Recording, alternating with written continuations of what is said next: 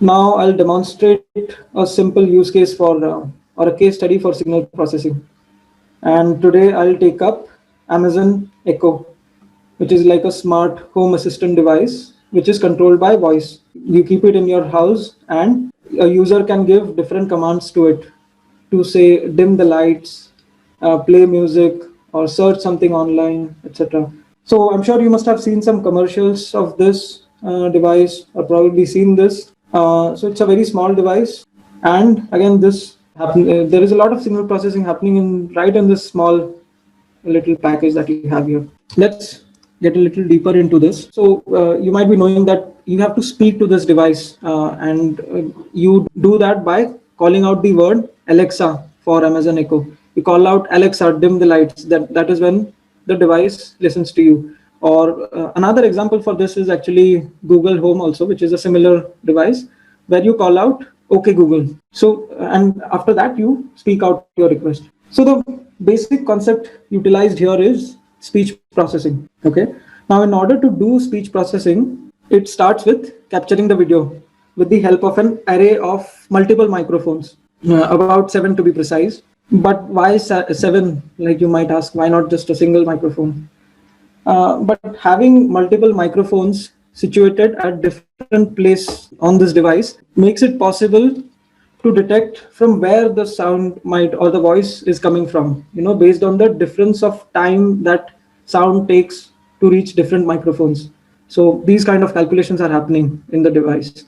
And this helps in subtracting any kind of background noise from a TV, let's say, or a music playing in the background, and also canceling its own echo, which is known as echo cancellation. That's the first step that you see, background noise cancellation and echo cancellation, in order to get cleaned up voice signal. Then the next step is to understand when the word Alexa is called out. Okay, so which is also called as wake word detection. So how it works is, this device has got one main computing unit, the primary unit, which is a very strong and capable processor, and which can process different kinds of requests and also communicate with the internet and run some AI algorithms also locally.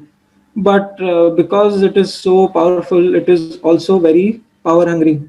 It eats up a lot of battery power, right? And you don't want this main processing unit to be consuming all your power just listening out for the word Alexa 24/7, right? It's not efficient. So what is done instead is, there is another small power efficient microcontroller like device whose only job is to recognize when the word Alexa is called out. And in the meanwhile, the main computer goes in sleep mode to conserve the power.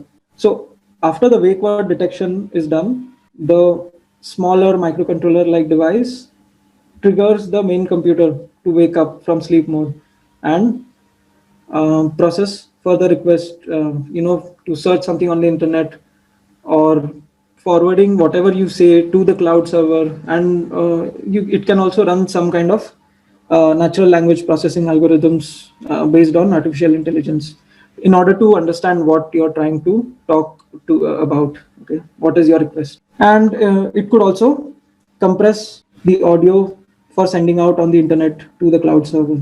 So you see here, a lot of signal processing happens right here in this particular device.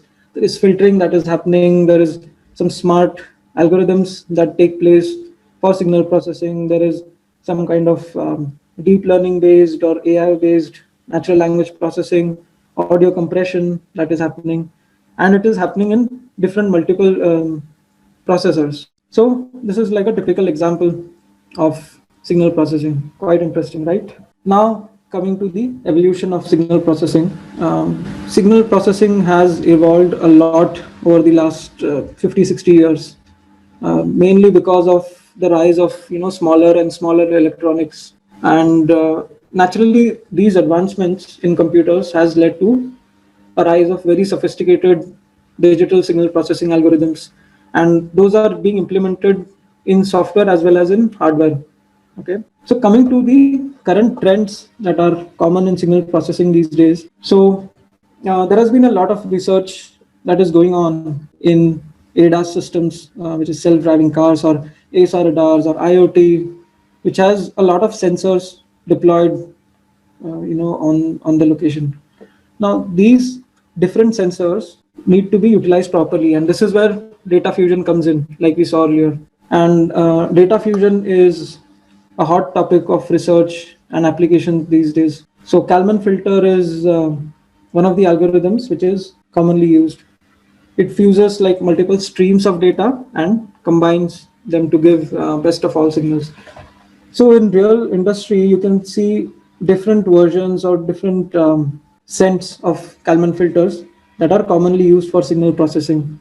Secondly, there is deep learning based computer vision, which is quite popular since last 5 6 years. Yeah, you must have heard about this.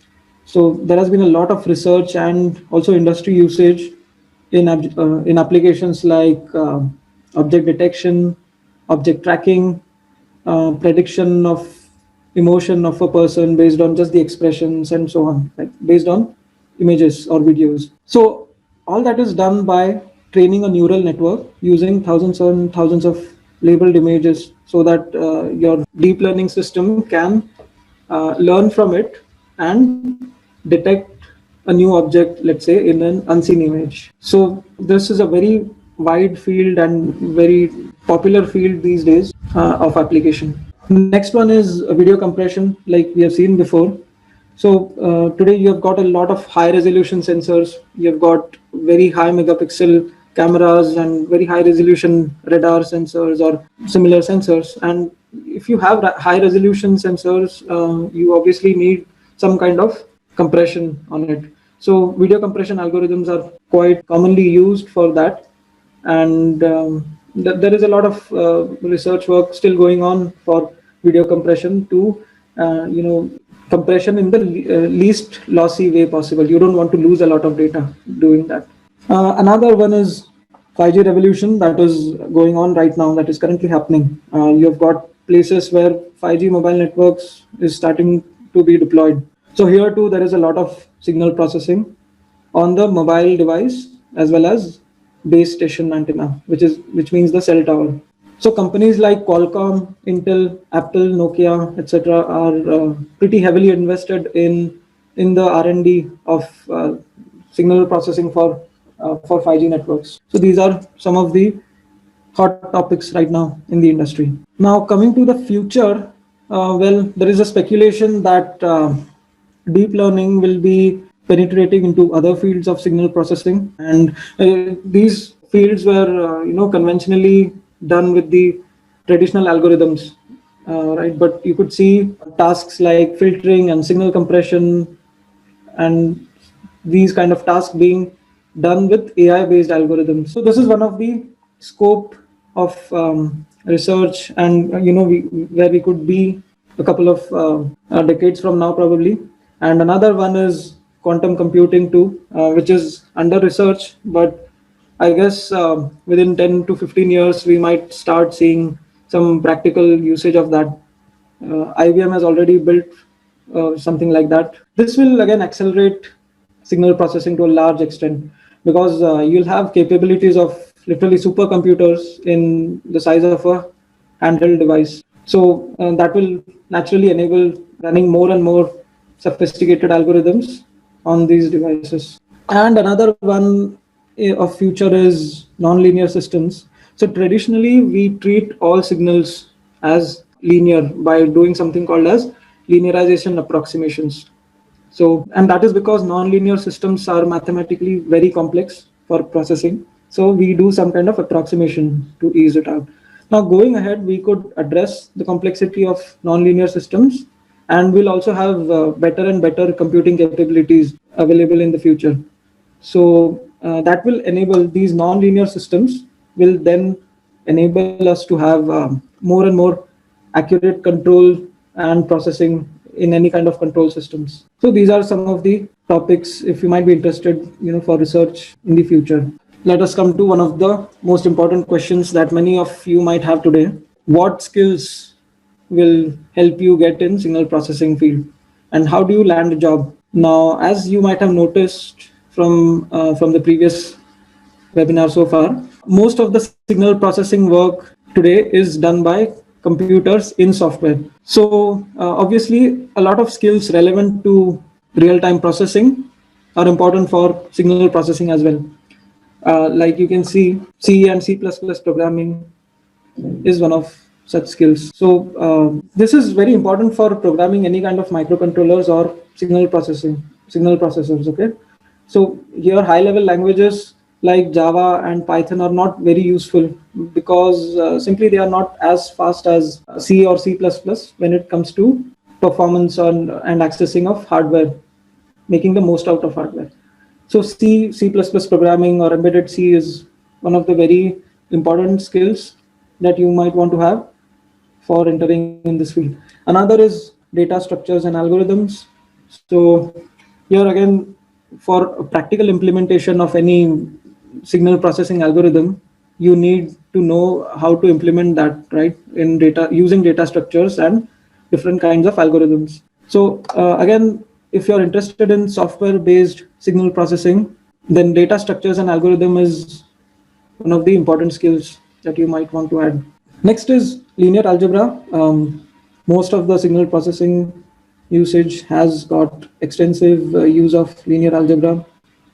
It could be simple, applications in filters, for example, averaging or median finding, which are relatively simple, or it could be much more complex operation on matrices also.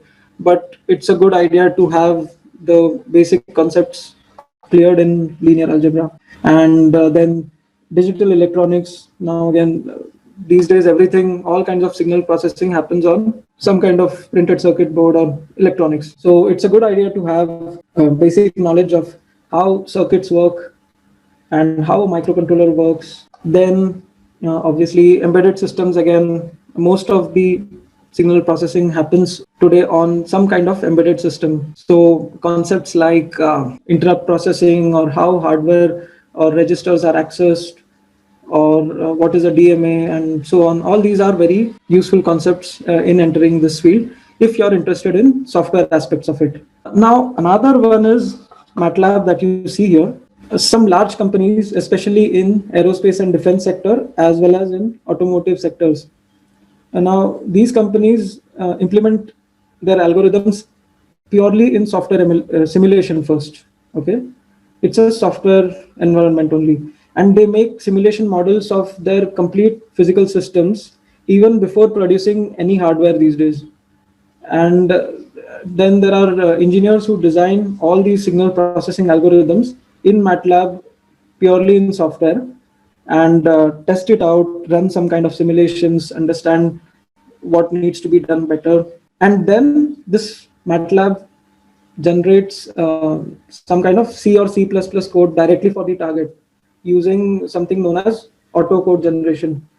So there is no or very less hand coding involved here. So this is quite an upcoming trend, and it's popularly known as model based design, or MBD. So those who are looking to work in such a way would be interested to learn more about MATLAB, especially about signal processing in MATLAB. And for hardware engineers also, there are quite a few roles in signal processing. Like there are some filters like anti-aliasing filter and power filter, or something called as EMI EMC filter, which is basically protecting your equipment from interferences like we saw earlier, any power line from interfering or adding some noise in your signal. So skills like hardware schematics design or layout design, those are some of the useful aspects here, some of the useful skills. And even things like FPGA based signal processing is quite popular, and you might be interested in that too. So these are some of the skills that you see here. Now coming to the job titles and pertaining to Indian market. Now there are a lot of various job titles working on signal processing domain. Like it could be as obvious as signal processing engineer, or it could be embedded software engineer also, where your main role might be in doing some kind of signal processing algorithm development. Then there is audio firmware engineer, engineers who work exclusively on audio engineering and speech processing. Then there are a lot of roles in different companies like NVIDIA, for example, which have roles of computer vision engineer. Now, these engineers might work on a variety of things like deep learning based algorithms, or some conventional algorithms using OpenCV, and or it could be implementation of computer vision algorithms on some kind of embedded processor. So using some graphics processing units or GPUs and something similar to that. Then, of course, there is robotics engineer. Like you've seen, there are a lot of applications in robotics. So you might see this particular job title uh, being working on lot of applications of signal processing. Then systems engineer is more of a role who does not work on any directly on software or hardware, but more on a systems level. Okay, so some companies have such a role, who are kind of interface between the main technical teams and the business teams. So systems engineer is one of such role, who is working mostly on top level application of signal processing and architecture or the systems design aspect. So that engineer could be, he or she could be working on deciding what kind of algorithms make sense, what kind of processor we need to put in to for the signal processing to happen, and so on. And these engineers also generally work on MATLAB or similar kind of tool. Then controls engineer.